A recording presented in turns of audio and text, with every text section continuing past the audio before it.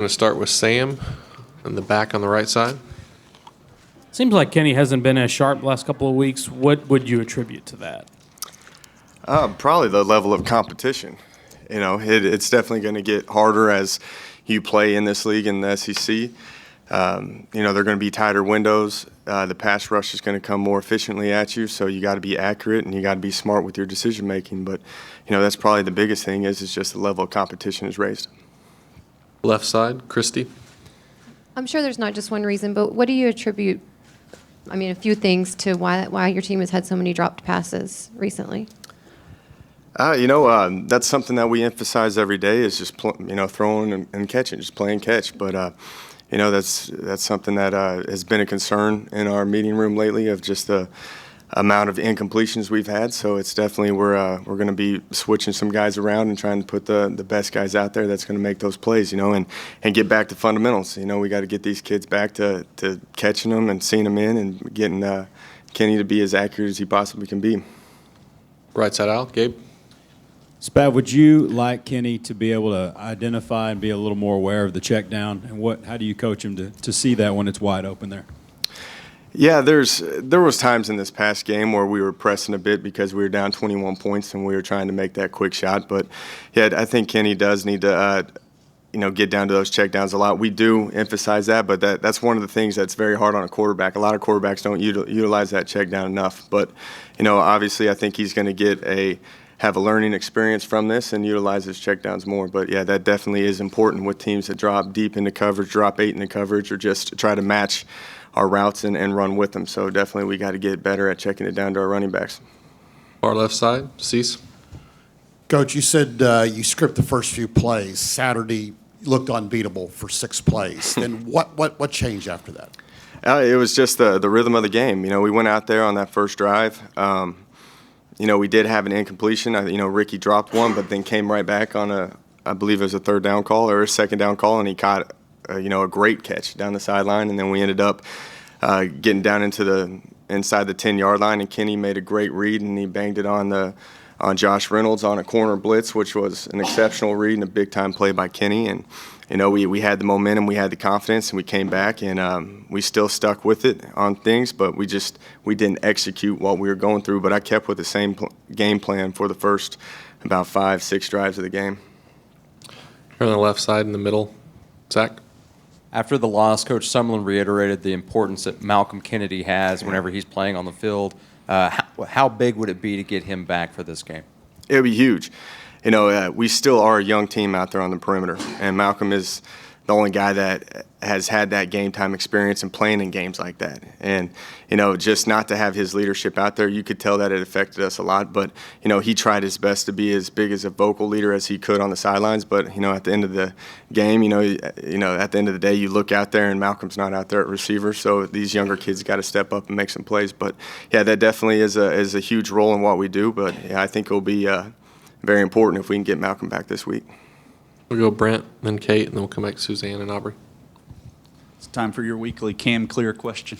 What would you like to do to get him more involved? Coach Sumlin said he's been dealing with kind of a sprain and some nagging stuff. Yeah, but he also had the penalties as well. He's still banged up, and we're trying to ease him into it. I had a small package for him in this game.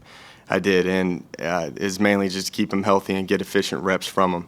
And as the game went on and we started, the deficit got larger. We had to press a little bit more, and we had to spread it out and kind of try to attack as much as we can in the passing game. And that's where Cam kind of out on that one. You got to put your best pass runners out there, and that we had, and that's where we went with. But yeah, I think you're going to see Cam. He's going to keep getting healthier, and I think you're going to keep seeing his role grow as he gets healthier. And you're, just looking at this game plan right now versus Ole Miss, I'd expect to see him a lot in this game. Kate. 2, if I could. First, Mike Matthews is usually so reliable. His snap seemed a little bit off last week. Was there something going on there? No, it's just they had a very large defensive front, and at times you're going to have bad snaps. When Mike's only 280 pounds going up against a 330-pound guy, he's trying to snap and fire off and make the correct block. And at times that the snaps were high or off to the side, but I didn't think that affected very much. There's only one time where I thought Kenny didn't get a handle of the snaps. And then can you take us a little bit inside Speedy and the surgery and his recovery? And I mean, that was pretty fast and what he had it's to go pretty through. freaky. And is he 100%? Can you use him as much as you want? Do you want to get the ball in his hands more? Yeah, going into the Arkansas game, he wasn't 100%, but that's why you didn't see much of him out there in that Arkansas game.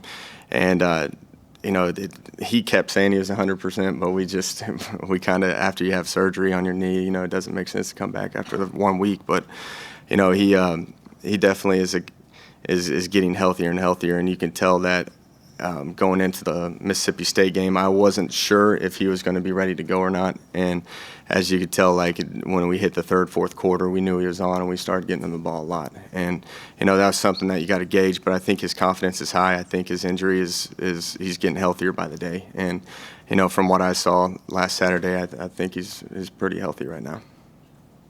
Suzanne and then Aubrey. EJ, when you all look at film to count wide receiver drops, how simple? I mean, how hard of a grader are you? And because some people think if a wide receiver jumps 3 feet and touches the ball and can't catch it, it's a drop. Right. So how do y'all grade? There's a lot of gray area with that. There's a lot of times that I'll tell Kenny, like, hey, you got to be more accurate with the ball, and then I'll go to the receiver on that same play and be like, hey, you got to make that catch, type of deal. Yeah, so you got to play both sides of it. There are certain things. There was a prime example was Josh Reynolds. They said drop that ball on the sideline early in the game, which that would have been an unbelievable catch if he would have tucked it in. But that's one of those things where you can consider that a drop, but at the same time you got to tell Kenny he's got to be more accurate with it, and you just got to be hard coaching, and that I think that goes down to your position group and how you coach it. But there's so much gray area with how many drops there could be and how many bad passes there could be. Aubrey on the left side. Kieran Parker kind of got his first action on Saturday. Is he improving, or was he hurt, or was it just because of injuries, or why was he on the field for the first time? Injuries. This was the first week that he was healthy, and we got the clear to go with him. So, that's a guy that you'll definitely see keep getting built more and more into the game plan. He was a good back. I think Josh played 80 plays, and Kieran got the rest of them, and I think that was a pretty good mix right there. I'd keep thinking that you're going to see more of him, but again, we got to see how he does in practice this week. But I think he's going to definitely build himself into that backup role behind Josh. Got time for just a few more. We'll go Sam and then Daryl, and then we'll end with Brent in the front. Seems like you guys have had some struggles with that short yardage package the last couple of weeks. I guess how frustrating is that, and what can you guys do to correct that? Yeah, there's a lot of frustrations with that. We ran it 2 times versus Mississippi State, and one of them was a miscommunication. Kenny put us into the right check, and we didn't have a couple guys follow through with it, so there was a miscommunication at some point with them out there. And then the other time we ran it, Kenny got a 4-yard gain.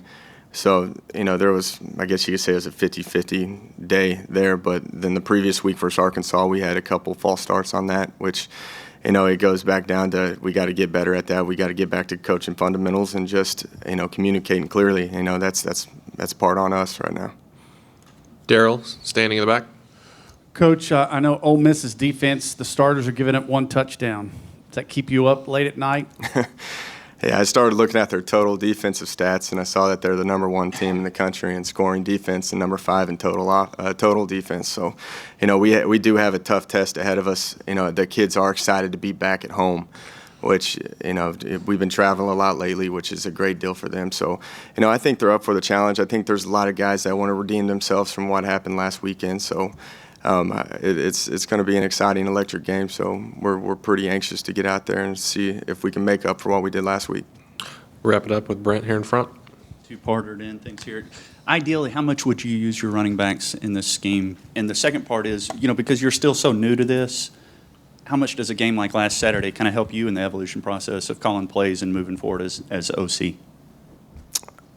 The running backs, yeah. The running backs, it just depends on where you're at and who you're facing. And Mississippi State, they're a defense built for heavy set offenses. And I think that when you spread them out, that puts them in that they have the most problems with spread. And that was one of the reasons we wanted to get out there and get fast and play as fast as we can and do zone screens and get the ball on the perimeter some too. And that would lead to opening and tire those defense linemen down, and that would lead to running the ball. But I always try to call 50-50 on the game plan. Normally it ends up you call about 40% run and 60% pass, and that includes screen game and quick game and taking shots in our drop back game. So, I try to call a lot. I want to get to close as I can as 50-50 as I possibly can. But, with a game like that and just with the evolution of this offense, it's really nothing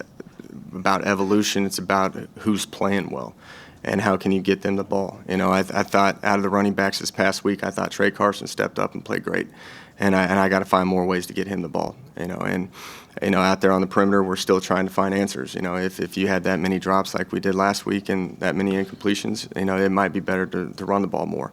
And it's up to me to figure out what is working best throughout that process. And if you turn into running the ball all the time, I guess that's how you evolve the offense, because it's mainly due to the personnel that you have. All right. Thank you, Coach.